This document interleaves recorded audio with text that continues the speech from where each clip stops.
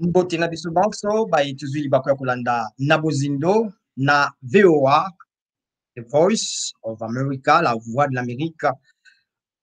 Émission na biso na bozindo lelo tozali kotala ndenge États-Unis elongoli etumbu likolo na Moïse Israël, Dan Gretler oyo akoma Moïse Congo, République démocratique du Congo uto omwa bambula etumbu yango epesamaki mobu eleki mpona bofundami afundamaki na mbeba na kosomba bozwi ya Jikamine, société ya oyo esalaka makele to mpe mine na ekolo Congo démocratique na talo moke kasi toloba mikolo mitano yambo na Donald Trump oyo azalaki président 45e président ya États-Unis kolongwa azwaki mokano elekaki na trésor ya Amérique ya États-Unis mpe balongolaki mokano wana lelo toyambi moko na bayi babundaka mingi mpona makambo etali bosembo na mboka ya Congo, maître Georges Kapiamba azali moko na bato babundaki mingi mpo etumbu wana mpe pesama alobelaka mpe makambo yango tokoyamba maître Georges Kapiamba na émission ya biso ya lelo.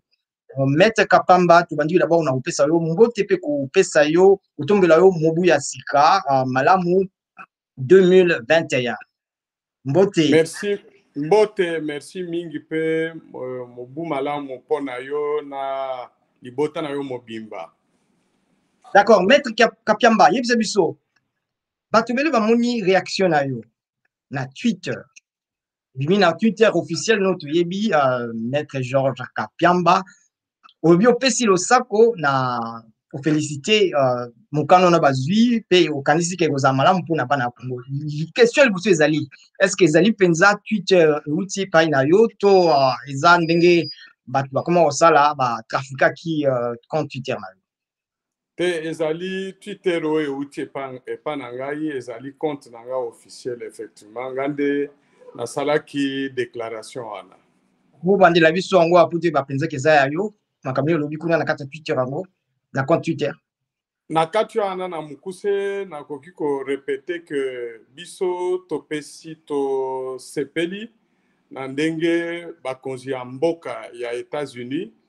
bazwi mokano ya ko lever ba sanction oyo ezalaki ko frapper homme d'affaires israélien o babengaka kombo na ye Dan Gretler. Tolobeli yango ke eza ya malamu mpona nini parce que tolandaki ye na mikolo euti koleka ye alobaki ke ako lancer projet moko o bazobenga na monoko na biso ya lingala ya biso oyo ekoki ko permettre ba jeune congolais ba jeune congolaise bakota pe na exploitation ya cuivre na cobalt na kati ya société na ye à la hauteur ya 30%. Biso depuis kaka tango abimisaka ba communiquer wana pe ba écrit ebele autour ya projet wana to salaki analyse na biso to constater que ezali malamu parce que biso depuis bane ebele toza kobunda pona ko permettre bana ya Congo ezala mibali ezala basi bakoma pe bakonzi na kati ya exploitation ya richesse na bango na cuivre pe cobalt na bango et surtout que toyebi biso nyonso ke wana ezali neti libéralité ezali kosalisa bango te mais ezali droit na bango oyo ekomami pe na kati ya code minier na article 71 bis oyo ezali koloba ke société nyonso étrangère oyo ekoya na kati ya Congo mpona kosala ba business na mine azali na obligation ya kopesa na bana ya Congo ba personne physique na kati ya capital na ye au moins 10% pour que bango pe bakoma ba associé ye tango asali makambo wana biso tolobaki ke ezali malamu d'autant plus que na septembre ya 2020 tobongisaki forum munene na kati ya Kinshasa na ba expert ebele totalelaki makambo wana mpona koloba ndenge nini bakongole bango bazali kaka bapauvre, bato baza kouta musika, bango baza kosala exploitation ya bamine na bango, bakongole baza kaka libanda baza koganye eloko te. Tango ye apesi communiqué wana toconsidere que ezali déjà un bon début, mpe tosengaki na ba oyo nyonso basociété oyo bazali kosala na Congo balanda ezaleli wana, balanda au moins pratique wana, de sorte que bakongole bakoma mpe bapatron na kati ya exploitation ya barichesse na bango, baressources naturelles na bango, en particulier na cuivre mpe na cobalt. Wana tozomona na katikati entre nga na yo Twitter okomaki, mais ozalaki mutu abundaki mingi mpe asingaki etumbu mpe mpona na monsieur Dan Gretler mpe kokanga mpe kobotola biloko na ye. Okoko rappele biso na mokuse makambo ozala kosenga liboso mpo bato balanda bayeba. Te eza solo te, na esengeli nazala nalobelaka ya bosolo biso depuis tobandaka. C'est vrai que musala na biso ezalaka mpona kosenga na gouvernement asala nyonso mpona komettre fin na bapillage ya ressources naturelles ya République démocratique du Congo, parce que to constataki que bato ebele baza kosala exploitation bazali korespecte mibeko ya mboka te mpe ba mibeko ya OCDE te. Mais tolobelaka na cas spécifique na ye te ata mokolo moko te. Tosengaka yango na bao nyonso bazali kosala exploitation ya ba ressources naturelles na RDC barespecte mibeko ya mboka, notamment na secteur ya mine. Tozali kotelemela yango pour que bao nyonso balingi kosala business na bango barespecte principalement article 71 bis ya code oyo eza koloba koimpose bango obligation ya kopesa na capital social ya société na bango 10% na ba personne physique ya nationalité congolaise, sans oublier pe 10% oyo esengeli bapesa pe na gouvernement congolais. Donc tolobela atambala moko te depuis très longtemps makambo moko spécifique pona ye, d'autant plus que il faut biso sotoyeba na kati ya Congo ezali bato ebele ba société ebele ezali impliqué na kati ya pillage ya ressources naturelles na ndenge ya kosalela yango sans korespecte mibeko ya Congo, c'est-à-dire code minier pe la réglementation mususu misusu baza kofuta ta mpako na leta te, bakotisa pe corruption na kati, bakotisa pe fraude na kati, donc ezali ko permettre ko profiter na bana Congo te. Kasi soki yo te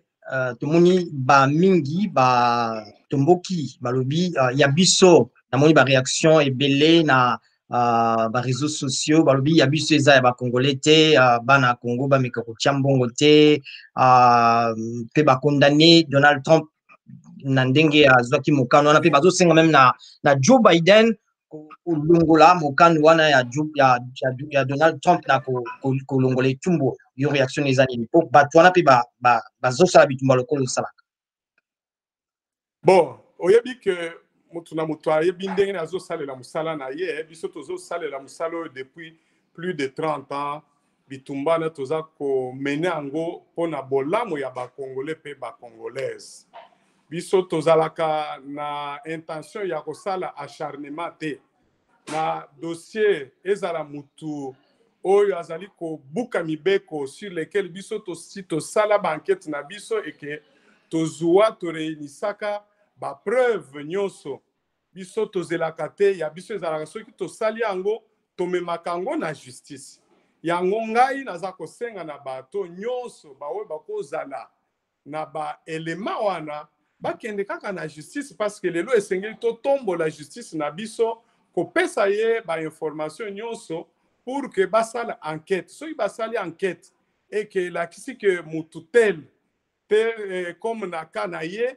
abuki mibeko ya mboka justice nde ekoétablir responsabilité wana puisque biso toboyi ko se substituer na justice biso tozali justice te musala na biso ezali kolandela kosala monitoring soki tozwi baélément il faut totia yango na maboko ya justice yende azali na pouvoir ya kolandela yango kovérifier et puis à la fin koloba ke effectivement mutu tel abuki mibeko ya mboka esengeli topesa ye etumu ya boye. Donc je respecte ba opinion ya ba o nyonso bango bazali ko s'opposer na makambo wana mais moi je pense biso tozali ko kanisa to sali étude na biso analyse na biso to kanisi ke ezali moi début pona ko forcer ko contraindre ba société minière ya ba étranger ba respecter code na biso ba fongola pe ba capitaux sociaux na bango na bana ya mboka ya Congo ba kota na kati wana ko permettre bana ya mboka ba participer pe na exploitation bazala pe ko contrôler ba production bazwa pe misolo oye ko uta na ba production wana le reste esengeli biso nyonso totia kaka maboko totia pe mayele na miso na biso pour que toyeba ke yango pe projet yango eske eko se produire conformément ya ba règle ya droit ya mboka na biso to ekozala na contradiction na baloi ya mboka na biso soki babebisi tokotelemela yango tokodénoncer bango pe publiquement. tozwaki ntango ya kobengisa bango te me nakanisi mbala nsima tokobengisa bango mingi baninga nde ya Congo eza ya koteka te le Congo n'est pas à vendre na molobeli na bango Jean-Claude Mputu nde balobaki makambo ke ya biso eza ya bakongolais te eza ya biso te epuis bakebisaki na bitumba na kanisi oyebi baninga wana kasi totuna mpe motuna to baza otelema bon soki ezalaki avi na yo te mingi balobi Dan Gretler na bakompani na ye basombaki bapart to mpe bozwi ya Gécamine lokola na ofele na talo moko mpenza ya se bazwaki plus de 83 millions ya badollars na makambo wana ya Gécamine kasi lelo oyo ata yango esali ya biso nini ebongwami est-ce que bana ya Congo na compagnie eso ekwei ya Gécamine bakozongela bozwi na bango to nini est-ce que sengeli batika yango to te biso tolobi mpona bacontentieux oyo ya kala oyo bato nyonso bao mosusu bazali kolobela yango toza kosenga bango batika te esengeli babongisa badossier wana nauti koyebisa yo ke na septembre passé biso tosalaki forum na biso na baexpert ebele tosalaki mpe baanalyse mpona koyeba baoyo entreprise étrangère baoyo bazwaka biloko ya Gécamine na talo na se eloko nini esengeli kosala pour ke babongisa makambo wana tosalaka badeba na biso tolobi na majorité ya baexpert wana tozaki plus de 150 bato balobi mpona contexte na biso ya mboka ya RDC tozali mpenza na intérêt te ya kobengana ba-investisseur baoyo basi batie mbongo na bango na kati ya mboka na biso mais ce qui a lieu de faire esengeli tolanda baexemple ya bapays africain mosusu nakanisi tozwi mwa pokoso tozwaki mwa pokoso ya son ya kokatana na Angola asalaki mpe toza na mwa bango mpona kobongisa na bacondition to kosala oyo tobengaka na lopoto transaction. Donc il faudrait que processus wana toza kosenga na gouvernement na biso azwa mikano mpona kobandela yango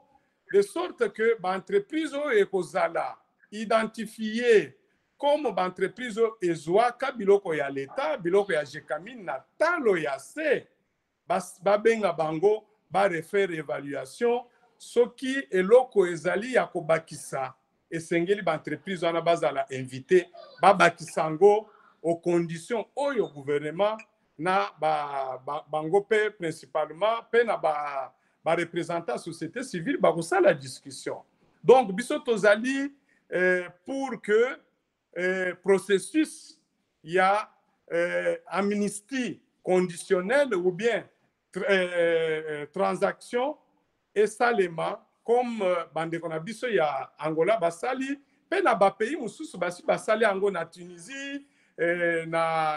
par exemple na Kenya na Ghana pour ne citer que c'est quelques pays. C'est ça qu'il faut faire biso tokanisi na mboka na biso parce que tozali pe besoin mboka ezali besoin na ba investisseurs pour que basalisa secteur privé pour que et permettre pe ko créer ba emploi mais ba futa pe ba droit na l'état et que trésor public ezala ezwa ba moyen pona ko répondre na ba besoin nyonso ya population. Donc tolo baloka ba musu bazosenga gouvernement ya États-Unis na Joe Biden esengeli te balongola mokano ya Donald Trump oyo alongoli etumbwana. Bon, ngai na lingite ko kota na ba polémique wana parce que biso tosali analyse na biso na ndenge na biso tokanisi que intérêt aujourd'hui ya Congo ya ba Congolais esengeli ezala davantage discuter au niveau ya RDC. Esengeli ba konzi na biso ya gouvernement bazwa dossier wana na maboko ezala ba konzi ya justice ba oyo bakoki kozala na ba reproche contre XY entreprise, contre XY personne ou entrepreneur esengeli babongisa yango bamema yango epai ya bakonzi ya mboka ya RDC pour que biso nyonso totelemela yango s'il faut moyen ya koarranger baarranger yango mais tout en considérant que pays na biso ezali na besoin ya kotravailler na bainvestisseur baoyo babebisaka kala esengeli basala baprovoquer dialogue pour que bafuta oyo esengelaki bafuta soki na Jekamine soki na gouvernement congolais comme ça mboka na biso nde ekolonga parce que ekopermettre que tozala pe na bainvestisseur pamba te ekozala pe pasi mpona ekonomi na biso. Kasi bamisusu bazo na bamedia na oyo basala barapport bazofunda nde mokonzi ya kala oyebi balobaka aza moninga na ye tout ça. Est-ce que eza te mpo alingi ezali kobomba bolamu to mpe bozwi ya mokonzi ya kala na nsima to te? Oyebi ke oyo nyonso bato baza koloba na kobomba tele XY ezali makambo oyo esalemi et se consolider, se développer parce que autorité de l'État ekweyaki. Service ya l'État ezalaki lisusu indépendant te. Justice na biso ebandaki lisusu ko fonctionner te. Ba service neti cellule nationale de renseignement financier oyo esengeli ebanda kolandela ba comportement ba activité nyonso ya ba société ya ba personne physique de manière ya ko identifier par exemple baka ya ba trafic, ba recyclage ou bien ba crime économique et banda ko fonctionner te. Donc pour le moment ce qui est essentiel esengeli biso nyonso tosala musala pona ko faire ko tombola ba service na mboka gouvernement ezala ya makasi ba société na biso public ezala pe ya makasi na batoi bakozala na mayele baoyo balingi penza les biens communs wana eko permettre ko rétablir ko protéger pe bien ya ba peuple congolais. Mais ce qui to kotikaka na ba politique neti oyo ya ba chasse aux sorcières wana eko créer lisusu ba violence eko créer ba tension na mboka yango biso tozali ko indiquer ko soutenir ba processus neti oyo ba pays mususu Afrique basi basali epesi pe ba résultat ebele neti Angola uti ko sala ngo oyo ba kotala ba omona ke asalaki ba mbeba ebele ya koleka soki esengeli ke balekisa ye liboso ya ba juge penal bakolekisa ye liboso ya ba juge penal mais oyo akondima ke abongisa oyo asalaki mabe na contexte ya kala andimi kobongisa ngo je crois que il serait souhaitable bapesa ye chance azongisa na l'état oyo azwaki na ndenge ya mabe de sorte que bango pe ba continuer na ba activité na bango l'état azonga na ba droit na ye. Tolo batikoyo basali metal call babengi yango na kiminoko mboka na lingala ya biso mpona yo ezopesa confiance esengeli bana ya Congo basomba bapart bakota na société wana yokanisi ezalaka molinga te mpona kobatela d'Angleterre to esengeli mpenza ndenge makambo na baaméricain na bacongolais bakotia mosolo mpe bazwa bapart na makambo wana mpe eza danger. boyebi ke oyo nyonso wana pour ke esalema na ndenge ya transparence ya liboso esengeli autorité de l'État ese d'établir parce que soki tozali na baservice oyo ezali compétent te oyo ezali gérer ou bien diriger na bakongolais bazali mpenza na bolingo ya mboka na bango bolingo ya bandeko na bango te baoyo bakoki kondima kosalela kaka intérêt général te ata na basecteur nyonso ekozalaka mobulu comme c'est le cas pour le moment parce que il faut pas penser que désordre ezaka na secteur minier ezali na basecteur nyonso biso tosalaki forum na biso tosalaki analyse ya basecteur nyonso ezala na télécommunication oyebi que loi sur la télécommunication esi imposé na basociété ya télécommunication qu'on réservait plus ou moins 25% na bana mboka mais société nini esi respecté yango ti lelo donc esengeli totelemela nyonso wana baza korespecte yango te mpo nini parce que service ya l'état ezali faible gouvernement mpe azali faible et puis baantivaleur net ya corruption ekota na mitu ya bato donc soki tocombattre baantivaleur wana je suis certain que même na processus na projet wana ya biso ekozala surveiller yango tosengaki na gouvernement atelema alandela makambo wana accompagner de manière ya s'assurer que nyonso projet nyonso ekose réaliser na transparence na respect ya baloi ya mboka na biso de sorte que avantage ezala du côté ya bakongolais ezala lisusu kaka ya bato bauti libanda te bango nde bakoya batie lwa na bango oyo akobebisa soki asali yango na ndenge ya koluka ke ye moko aganye soki bato ya service ya l'état baconstate makambo ya ndenge wana esengeli bastope yango soki il faut que kokanga bato bakokanga bango c'est ça qu'il faut faire parce que s'il faut penser que totikalaka na ka wana toboya ke bacongolais mpe bacongolais bazwa occasion ya kojuire na droit oyo code minier epesi bango na article 71 bis mais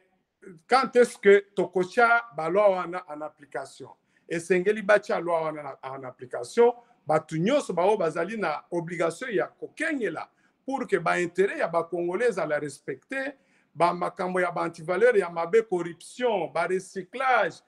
bablanchiment de capitaux et se produire bango mpe batalela makambo wana processus ndenge ekose développer de manière ya koprévenir yango soki mabe se produire baoyo bakozala baauteur ya mabe wana esengeli bainterpele bango sino tokende liboso te bacongolais bakozala kaka libanda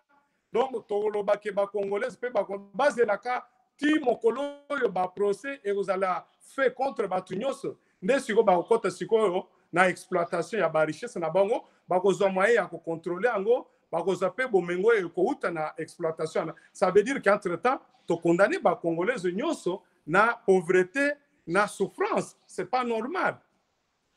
Donc pour tout ce qui ça olobi mwango eza blanchiment ya bakapitaux te to mpe kosukola misolo uti na nzela mabe kokotisa ngo na nzela malamu te mais tozali na baservice oyo ezali compétent yango biso toza oloba oyebi ke biso toza kobunda depuis des années mpona état de droit ezali biso nde tozali na obligation na responsabilité ya faire respecter état de droit te soki moto abebisi tozali na loi depuis 2004 oyo ezali kointerdire epi kosanctionner de manière exemplaire et sévère baacte ya blanchiment de capitaux mais soki moto asaleli bablanchiment de capitaux esengeli bakanga ye justice eza wana senaref c'est-à-dire service national de renseignement financier eza wana esengeli bango basala mosala na bango bakengela ndenge nini baopérateur économique surtout minier baosala mosala na bango oyo akokweya na ba mbeba neti ya ba blanchiment de capitaux bakanga ye basambisa ye soki ko condamné batindi ye na prison. Donc il n'est pas question ya ko se substituer biso ba ONG na musala ya l'État. Esengeli to pousser biso nyonso l'État gouvernement azwa ba responsabilité na ye abanda ko encadrer ko surveiller o batu nyonso bakoki ko sala neti ba business ezala ba congolais ezala ba étranger pour que makambo wana esila ezala corruption ezala détournement des deniers publics ezala blanchiment de capitaux. Il faut que baoyo bakozala identifier avec certitude peine à preuve bakanga bango basambisa bango batinda bango na prison conformément ya procès équitable. Voilà, tokomi na suka ya émission na biso ya lelo. Topesi merci mingi na maître Georges Kapiamba mokambi ya kaja abundaka mingi na ekolo Congo démocratique pona maye ya bosembo pe pona mingi etali makambo ya ba compagnie na masusu toyebi ye tomonaki apesa réaction na ye. En fait, tozolobeli lelo pona bato balandi te mokoki kozongela kolanda yango ezala na Facebook na biso, ezala na compte Twitter na biso, ezala même na YouTube. Tolobeli ndenge mbula matari ya États-Unis ya États-Unis elongoli etumbu ezalaki likolo na Dan Gertler oyo azali moi Israël akoma moi Congo atiaka misolo mingi na busaleli makele to pe bamine azwaki etumbu uto 2017 na se ya mbula matari ya Donald Trump kasi mikolo mitano ya mbona kotika bokonzi na Joe Biden Donald Trump azwaki mokano pe alongoli etumbu yango tolobeli yango pe tolobeli fenêtre to pe ezipeli oyo Dan Gertler na société na ye Metalcore basali fungoli ya biso e okota na mosala kala mingi te pe balobi lokola eza boye bana Congo nyonso oyo alingi akoki kosomba eteni na kompani wana po bayeba okota tosololaki yango na maître Kapiamba koyeba soki mokano ene ezali malamu mingi. Topesi matondo bongo na maître Kapiamba topesi ye mobu molamu tokutani mbala ya nsima na biso banso ezalaki bongo kwa bino Edi Isango uto Washington na VOA Lingala matondo mingi na bino banso.